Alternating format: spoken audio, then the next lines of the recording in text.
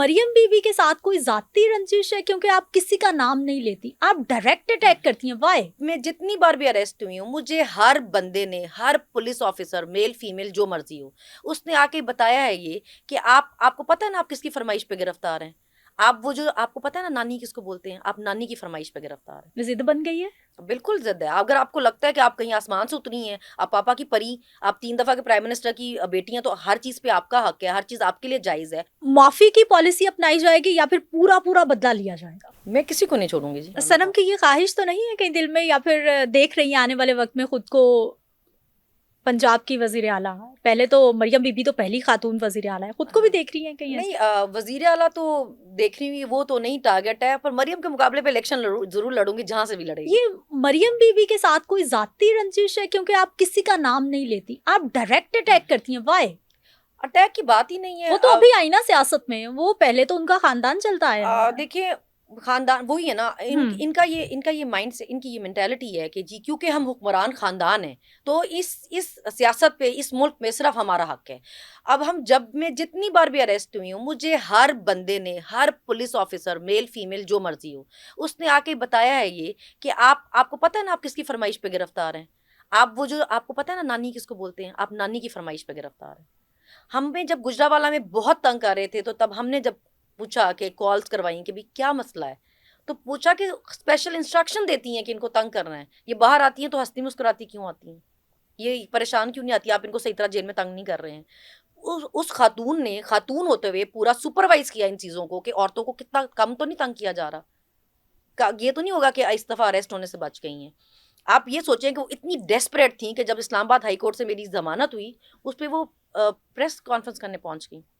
आपको लगता है कि एक वजीर आला के अपने पास खिताब में बोला, इतने इख्तियारात होते हैं कि वो किसी को भी कैसे भी कहीं भी कुछ कर लें? जी ये जिस तरीकों से आई हुई हैं, इनके पास सारे इख्तियारात हैं। आप उनकी सुने ना, आपको इतनी क्या डेस्परेशन है कि आप बोले कि देखें जी उस खातून को जमानत दे दी। हम तो अदालतों में लड़के जमानत लेके निकले थे, माफिया मांग के तो नहीं निकले थे।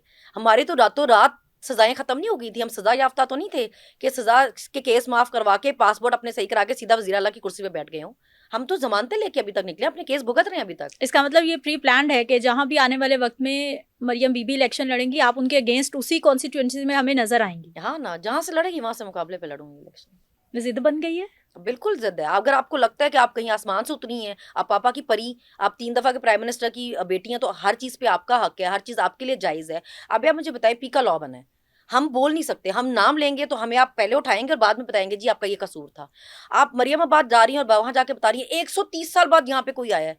77 ईयर्स से पाकिस्तान बनने के हुए हैं, उससे पहले किसने आ जाना था। पंजाब में 5 दफा आपके कभी चाचे की कभी पापे की हुकूमत रही है, आप उनको पूछें कि वो क्यों नहीं गए, आप पे पीका एक्ट नहीं लगा। अभी आप बोल रही हैं जी ये हॉर्स एंड कैटल शो हो रहा है, ये 30 दिहाइयों बाद हो रहा है, वो 2022 में हुआ। कोई पीका एक्ट लगाएगा मैडम पे? नहीं लगाएगा। सनम जावेद के अंदर ये इतना गुस्सा कब से आया है? गिरफ्तारियों के बाद से या फिर पहले से? मुझे तो ये शुरू से बहुत बुरी लगती है ना, शुरू से, मतलब कोई मैंने कभी छुपाई नहीं है बात। देखिए जी, अगर कोई पसंद है या ना पसंद है, उस पे आप लोगों को डिक्टेट नहीं कर सकते ना, चाहे उसके पास रीजन सही है या नहीं सही है। अगर आपको कोई भी पसंद है, मैं उसको कैसे बता सकती हूँ कि मुझे ये पसंद नहीं है तो आपको भी पसंद नहीं होना चाहिए, या क्योंकि ये खातून हमें बहुत अच्छी लग लेकिन रही है अखलाकियात तो ये भी कहती है ना, फिर हमें इस तरह से तनकीद भी नहीं करनी चाहिए, ऐसा नहीं करना चाहिए फिर हमें। देखिए, आप सिर्फ तनकीद की बात करिए, हमारे साथ हुआ है। हम्म। तनकीद तो बहुत छोटी बात है।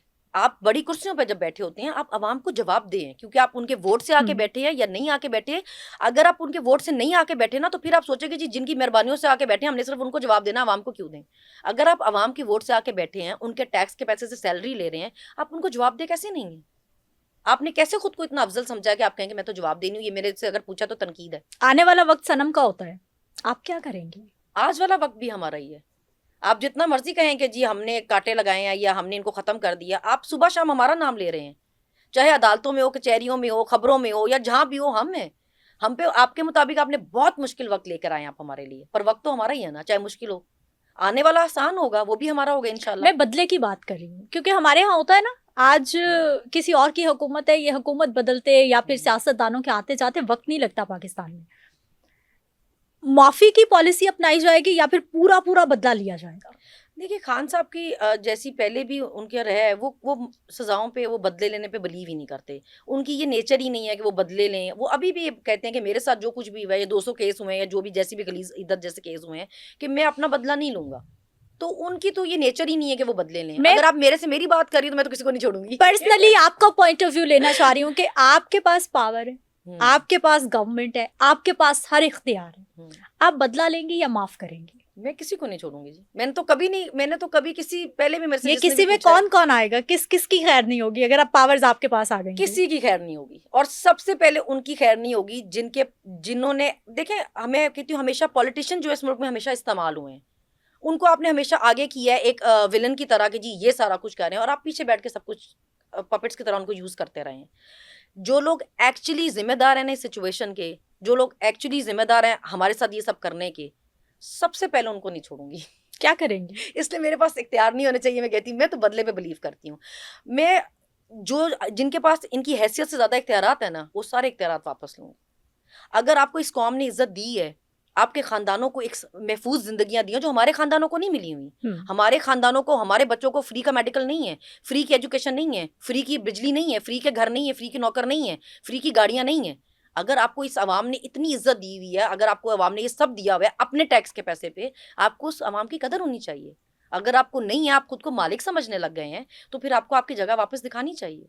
मैं दिखाऊँगी, अगर मेरे पास इख्तियार हुए तो।